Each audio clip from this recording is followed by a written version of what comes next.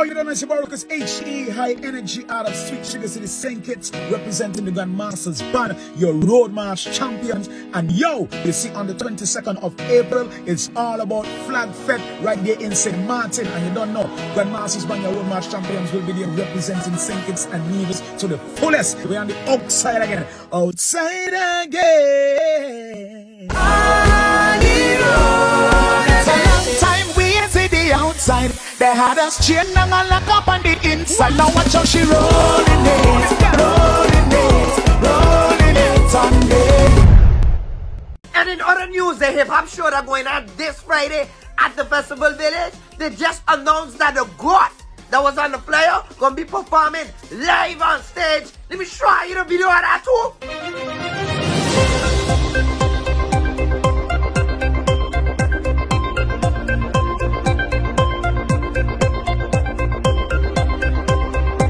Listen, and let me tell you something. Semantic Carnival just starts. And we got like 3 more weeks to go. So you know, we will have a good time with these jokes, you know. Fundación Raíces Dominicana presenta Noche Latina 2023. Este 27 de abril, una noche repleta de entretenimiento con la revolución urbana del momento. Flow 28. Para deleitarnos, la salsa con clase de David Cava. La sensación del momento, Ángel Guiol. El bachatero número 1 de la República Dominicana, el chaval de la bachata. El artista más completo de la República Dominicana. Bueno en balada, bueno en merengue, bueno en salsa. Alex Bueno. Entrada $40 por adelantado y $60 en la puerta. Reserva tu mesa VIP al 1721-588-2744. Patrocinado por Ball Label, Sonesto Bajo y Sky High. Será un evento para que nadie te lo cuente.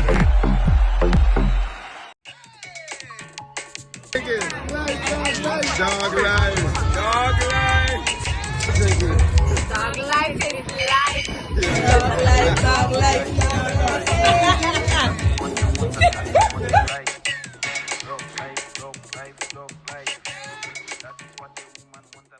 C'est comme la mauvaise, le cadre combien moun.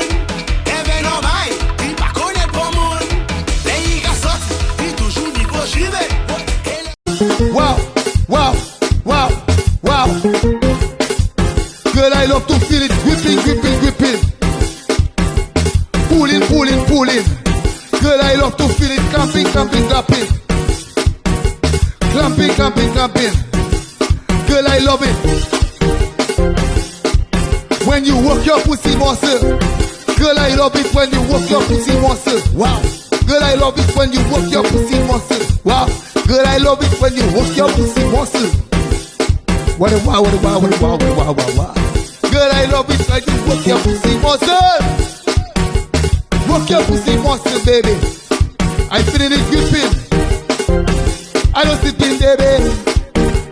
My message today about Khalil and Cecil breaking ties with the USB party is another one of those fake information from Andrew Dick.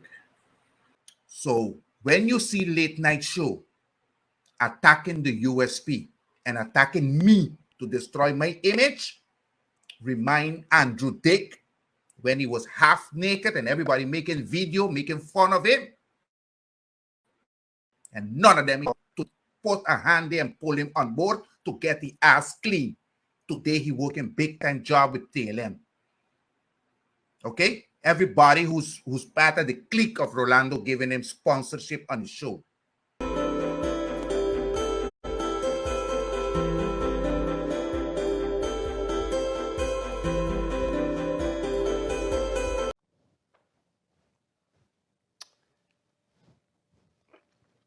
I'm not going to gloat.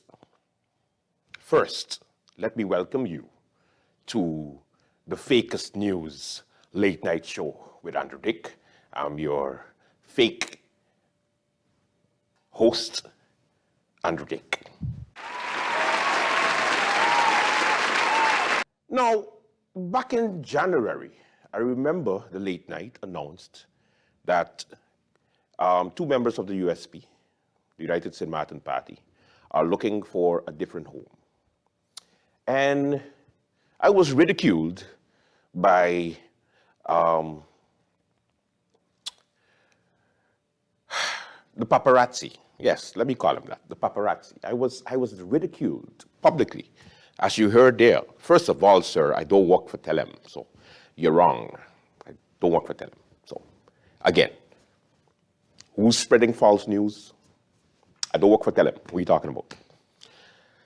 Secondly, one of the members that he mentioned there did resign from the USP. And in a letter that was released yesterday, you can see it on the screen, it shows that the member Khalil Raven has officially resigned from the USP. So am I gloating? Because I don't want to do the whole, I told you so, that I was right and Gromiko was wrong, which oftentimes he is. But then people go and say, Andrew, don't be smug, don't just keep it going, leave it alone. And I'm like, no, because I left it alone in January when he did the slandering and he did the fake news and he said all kind of craziness, which half of it is not true, by the way. But again, you know, he has his audience. And sometimes we like to cross over. So sometimes I like to answer and he likes to answer. And sometimes he likes to call my name. So let me say, Gromiko, kontabay. What now? Where's your live? Apologizing for saying that I was trying to slander the party. Where's the live apologizing that you are completely wrong for me working for Telem? Because I don't work for Telem. So your maribombas and your cheerleaders get it wrong. What else are you wrong about? And there's so much other videos that I have in my arsenal, but I'm saving them. So get it out. Yes, I was half naked walking on the streets barefoot and I was in so much trouble. I went to rehab.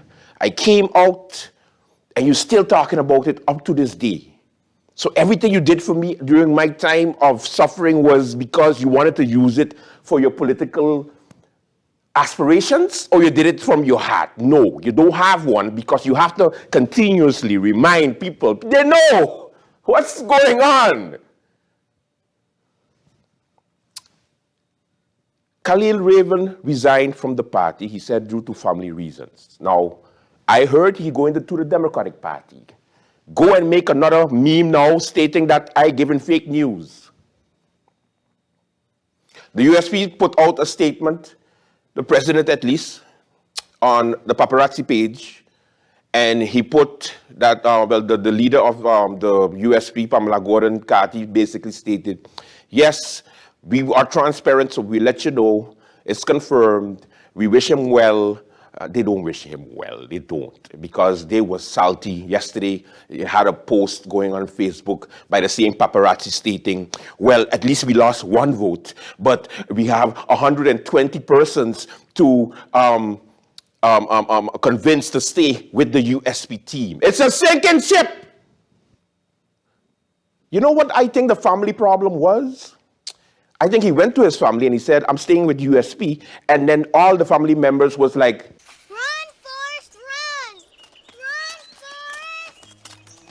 run, Forrest, run! Anyway, I just don't like the fact that if you don't know, shut the hell up. If you know, open your mouth. And if you're wrong, apologize. I hate to apologize. I hate it with a passion. But I would still suck it up and go like, okay, I guess I was wrong. Sorry. Next. But no. I like to be wrong and strong. Anyway. Late Night does not work for anybody. It's an independently produced show that airs on TV 15. It's not owned by Telem. I'm not an employee of Telem. So this is the information. This is, like, he should stick to just crime reporting. That's what he was good at. Politics, no. Horrible. Horrible. Politics ain't for him. Somebody tell him no. Be his friend and tell him. Because I was sure any friend no more. Because that is the type of person he is. He helps you, and then later on, he then brings it back. Those are the type of people you have to stay away from. But no, elect me. Public servant, my ass. Anyway, go and go interview my baby mamas and all of the so-called things that I've done to people. Like, please, like, get over it. Paparazzi, stick to crime reporting. Politics, not for you. If anybody ain't tell you, I tell it to you. You know why? Because the Late Night does do politics on a daily basis. So we know. Anyway, now that I got it off my chest, and I promise I'm not barefoot right now, let me continue the show. So, when it comes to the Council of Ministers press briefing, it was an interesting sight because the Minister of Justice was present, but she did not do any opening statements. So, of course, everybody in the press wanted to know, what is she going to say? Will the police officers get their money this upcoming Friday? Because Friday is the deadline given by the union and the police officers, the justice workers, for them to get pay, for them to get their pay. So, everybody wanted to know what is going on with the Minister of Justice. Are we going to make the deadline? And she was so enthusiastic and happy to answer the question. Take a look. My first question, Minister of Justice. Minister Richardson, over the past weeks, we have seen go slow. We have seen all kinds of statements, read all kinds of statements made by the police because they're basically fed up and waiting for their payment. Now that the Council of Ministers have taken an emergency decision and decided to pay these workers, can you tell me exactly when they will get their first payment? Do you believe that the ministry will meet the deadline given by the justice workers just until Monday or Friday this week? Will they be able to get paid by then?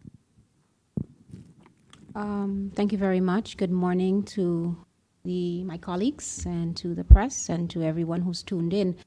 Definitely the staff has adjusted themselves to be able to process this decision from the Council of Ministers. We have to still remain realistic because we know within our government structure everything has a process. However, we are doing everything that we can to be able to see to it that the agreements that have been made will be met in a timely manner. So that's the most that I can give at this time. Everybody's doing their utmost best to be able to get it processed. Thank you. Oh, she looks so salty, boy. She look, wow, take it easy, man. Like, not even a smile. She was like, yeah, okay, next. Like, oh my God. So, of course, you know, BB, SMN News, she asked again for clarification. Regards to the payment, as I mentioned before, all persons, all hands are on deck to process same. Can I tell you that it's going to happen on Friday? It takes the cooperation between the Ministry of Justice, Ministry of Finance, signing, and so forth. And everyone is aware of that. Sorry?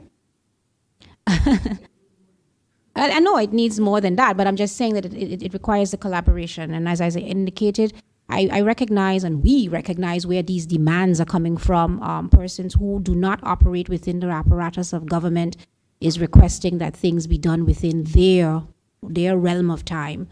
Nevertheless, I think the Council of Ministers have shown that we really want this situation to be resolved. We understand the frustration of the staff. It's not that persons are not willing or don't want to, but it is a case that proper channels have to be followed. Nevertheless, we are doing our utmost best where that is concerned. So basically, it means maybe, maybe not, but they're working on it. And you notice he said the Council of Ministers, not my ministry, so just in case everybody gonna have to take the blame. But just know this, The justice workers are patiently waiting until Friday. However, I have already heard that if they don't receive their money by Friday, this upcoming Friday, in 2 days, Juve going to be in some serious trouble. Serious trouble. So, my stupid advice, my unqualified advice to the government is, you get all your shit together because Juve has to go on. People will remember that forever. And you will go down in history as the worst of the worst government of St. Martin. For sure, for sure. So, fix it quick. All right, what else? Oh yeah, one more thing. The police officers were informed today via email that the off-duty officers are not allowed to enter the festival village with their badge. Now, let me explain. Usually, as a tradition, as a nice courtesy, because the police officers take care of us throughout the year for our safety, yes, they get paid, but as a perk, just as a perk, you can just show your badge at the entrance of the festival village when Carnival goes on, and then they let you in for free because, hey, the more police officers we have in here, off-duty, on-duty, the better it is for safety because then, you know, they already come in for free, so you have like an unpaid security guard without, you know, them being a security guard. Understand? Now, during a meeting with SCDF, the Minister of Justice was informed by SCDF. Let me say this again for those in the back. The SCDF, the St. Martin Carnival Development Foundation, told the Minister of Justice that from now on they started a new policy which includes that off-duty officers are not allowed to come into the village and just show their pass, their badge, their police badge, and walk in. From now on, they have to pay like everybody else. So, of course, knowing the Minister of Justice, she didn't fight for her staff, and she just said, okay. And she told the Chief of Police to let the officers know that if you're off duty, go and pay like everybody else, and then you go in the village. And everybody I know going like, yes, they should, because I pay, they gotta pay. Yes, yes. However, if something happens in the village that has to deal with a fight, or a shooting, or a stabbing, or an incident, and an off-duty officer that just paid $45 or $75 or $85 walk in like everybody else, what do? Do they close their eyes when something happens because I paid for the show, so I just a normal civilian, don't look for me? Or do they have to go beyond the call of duty and then turn into a police officer, de-escalate the situation, and then go back to being a paying customer in the village? We can't have it both ways, guys. So, is it a good move for SCDF to antagonize the police officers right now by basically telling them that pay for the entrance to the shows or don't come? You think that's a right move? Hell no. But SCDF, again, they do what they want. And they think they could put it on the Minister of Justice because she has so much heat on her right now. So everybody's going to agree like, oh, yeah, you see Anna again. Oh, Anna again. No. On this side of the coin, it's SCDF again. Carnival Development Foundation don't care about the police officers. But yet you congratulate them for coming out and having the jump up and coming to the rescue and securing and de-escalating situations when they're off duty in the festival village. The hypocrisy. Anyway, it's getting hot in here, literally. Okay, welcome to the late night show. We have a good one for you. Let's begin. You'll always be a part of me. Did you bounce all that stuff on my lead? No one is gonna ever change me. You'll always be my